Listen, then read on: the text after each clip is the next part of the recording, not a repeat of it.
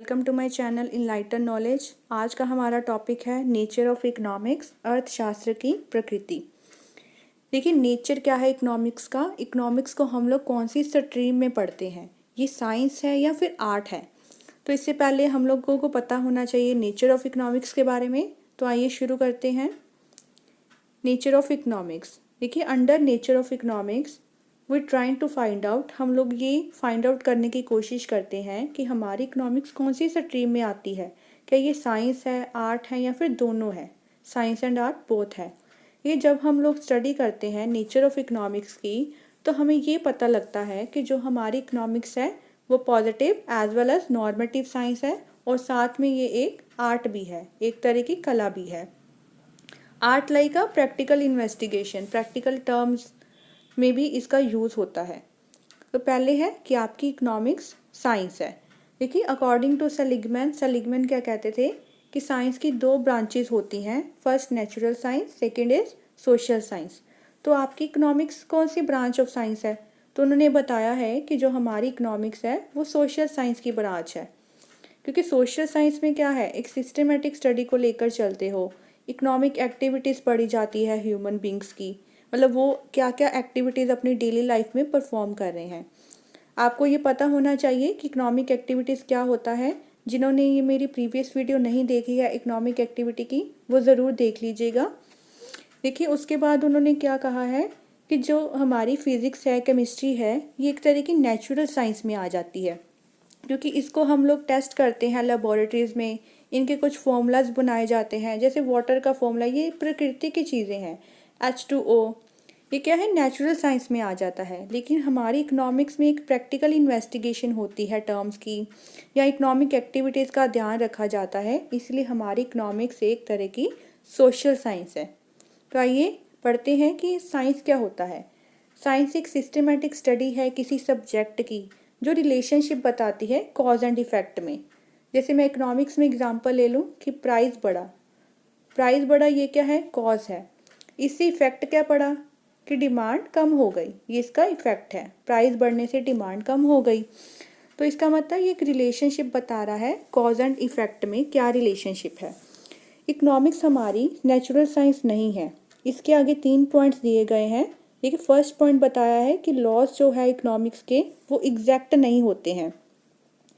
जैसे साइंस के जो नेचुरल साइंस के लॉस हैं, न्यूटन्स का first law, gravitational force, Newton second law, ये सारे लॉज क्या होते हैं, एग्जैक्ट होते हैं। 100% इसकी एक्यूरेसी है। यूनिवर्स में कहीं भी चले जाओ ये लॉज वहाँ पे अप्लाई होते हैं। लेकिन इकोनॉमिक के लॉज एग्जैक्ट लॉ नहीं होते हैं।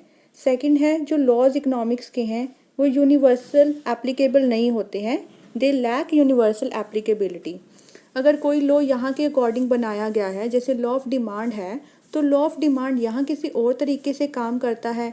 कहीं और फॉरेन कंट्रीज़ में चले जाओ, कहीं और प्लेस में चले जाओ, वहाँ किसी और तरीके से लॉ करता है। मतलब ये यूनिवर्सल नहीं है, हर जगह पे इसकी एप्लीकेबिलिटी चेंज होती रहती है।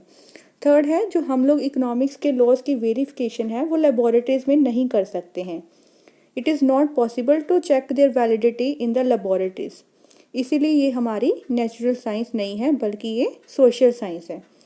इकोनॉमिक्स सोशल साइंस है। इसके आगे टर्म्स है कि सिस्टमेटिक स्टडी है। देखिए हाउस होल्ड को अपनी सेटिस्फेक्शन को कैसे मैक्सिमाइज करना है, प्रोड्यूसर्स को अपने प्रॉफिट को कैसे मैक्सिमाइज करना है, और एक सोसाइटी है उसको अपनी सोशल वेलफेयर को कैसे मैक्सिमाइज करना है। तो ये एक सिस्टमेटिक स्टडी चल रही है। सेकंड क्या है, scientific laws, law of demand, law of supply, ये सारे के सारे साइंटिफिक लॉज कैसे हैं, क्योंकि ये एक रिलेशनशिप पे बिल्डअप हैं, कॉज एंड इफेक्ट रिलेशनशिप पे बिल्डअप किए जाते हैं, इसीलिए ये लॉज हमारे साइंटिफिक हैं। वैलिडिटी हो सकती है लॉज की, लेकिन देखो वैलिडिटी हम लोग लेबोरेटरीज में नहीं कर सकते, वो नेचुरल साइंस में था। इसकी वैलिडिटी आप लोग कर सकते हो प्रैक्टिकल इन्वेस्टिगेशन करके। जैसे लॉ ऑफ डिमांड की अगर वैलिडिटी आपको चेक करनी है तो मार्केट में घूम घूम के या डे टू डे कोई प्रैक्टिकल वर्क करके आपको पता लगेगा कि लॉ ऑफ डिमांड कहाँ कहाँ पे एप्लीकेबल होता है। तो इसलिए हमारी इकोनॉमिक्स एक सोशल साइंस है। Economics as a positive science. Economics positive science कैसे है, देखिए इकोनॉमिक्स पॉजिटिव साइंस है। होता क्या है पॉजिटिव साइंस, कि जो स्टडी करती है 100% एक्यूरेसी, एक्यूरेट रिजल्ट्स को या ट्रू डिस्क्रिप्शन ऑफ इवेंट्स, कि हमें ये ऐसी स्टेटमेंट्स जो हमें बताती है कि ये चीज़ें 100% ट्रू है, ट्रू डिस्क्रिप्शन दे रही है। देखिए तो पॉजिटिव स्टेटमेंट में क्या क्या चीज़ें आ जाती हैं, what was, what is, what would be. मतलब व्हाट वाज, जो चीज़ें हो चुकी हैं उसका डाटा आपको अवेलेबल है, मतलब उसको हम लोग वैलिड कर सकते हैं, चेक कर सकते हैं, तो ये क्या है, ट्रू डिस्क्रिप्शन दे रहा है। कोई चीज़ हो रही है वो भी आपको पता चल रहा है कि ये भी ट्रू डिस्क्रिप्शन है।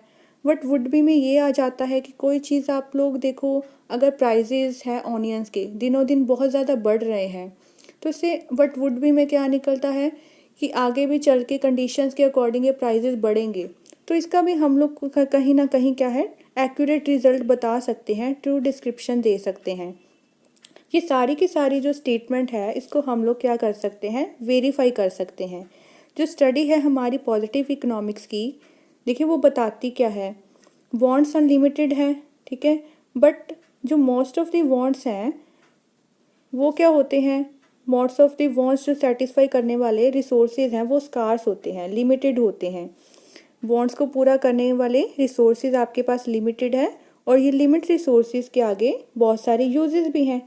अब ये स्टेटमेंट क्या होती हैं, ये सारी की सारी स्टेटमेंट आपकी पॉजिटिव स्टेटमेंट है, क्योंकि इन्होंने बता दिया गया है, ये पूरी ट्रू डिस्क्रिप्शन ही दे रहे हैं आपको कि हमारी वांट्स बहुत ज़्यादा हैं, अनलिमिटेड है, लेकिन उसको सेटिस्फाई करने वाले जो मीन्स हैं वो क्या होते हैं, लिमिट में होते हैं।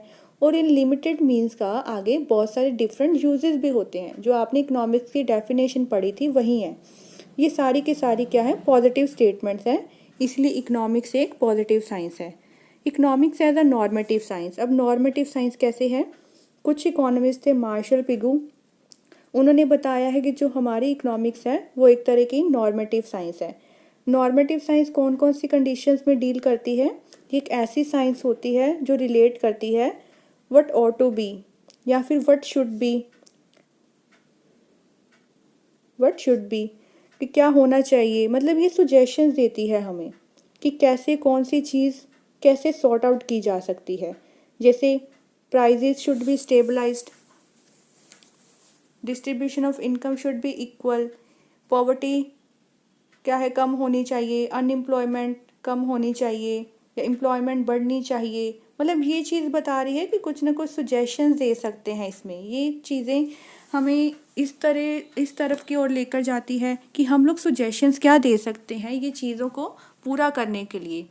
तो ये क्या है, एक तरह की नॉर्मेटिव स्टेटमेंट्स होती हैं। ये 100% हमें कोई एक्यूरेसी नहीं बता रही है, ये कोई वैलिडिटी नहीं बता रही है, ये जस्ट हमें सुजेशंस दे रहे हैं, सुझाव दे सकते हैं कि प्राइजेस स्टेबलाइज होने चाहिए, इनकम हमारी इक्वल होनी चाहिए। तो ये सारे आपके नॉर्मेटिव स्टेटमेंट्स में आते हैं और इनको हम लोग प्रैक्टिकली वेरीफाई नहीं कर सकते, इसलिए हमारी जो इकोनॉमिक्स है वो positive as well as normative science दोनों ही है। अब है जो हमारा लास्ट, इकोनॉमिक्स इज आर्ट। अब आर्ट क्या होता है, आर्ट एक तरह की प्रैक्टिकल एप्लीकेशन है नॉलेज को चेक करने की, जिससे हम लोग अपनी एम को पूरा कर सकते हैं। देखो कोई ना कोई चीज़ें, ऐसा कोई डिज़ायर है जिसको आगे लेकर चलना, बाद में उसकी तरफ आपको कुछ प्रैक्टिकल काम करना और अपनी एम को अचीव करना, ये सारी चीज़ें आर्ट में आती हैं। फॉर एग्ज़ाम्पल हमें सबको पता है कि अनएम्प्लॉयमेंट इंडिया में प्रिवेलेंट है, मतलब अनएम्प्लॉयमेंट पाई जाती है इंडिया में। ये इन्फॉर्मेशन कहाँ से मिली आपको, पॉजिटिव साइंस से, क्योंकि पॉजिटिव साइंस हमें बता देता है कि व्हाट वाज, व्हाट इज़, क्या हो रहा है। तो ये क्या है, पॉजिटिव साइंस में आ गया। वी ऑल्सो नो, हमें ये भी पता है कि गवर्नमेंट कुछ पॉलिसीज़ बना रही है अनएम्प्लॉयमेंट को रिमूव करने के लिए। अब पॉलिसीज़ किसका हिस्सा था, सुजेशंस का। तो सजेशंस हमने पढ़ा था नॉर्मेटिव साइंस में, मतलब ये आपकी नॉर्मेटिव साइंस से स्टेटमेंट निकली है।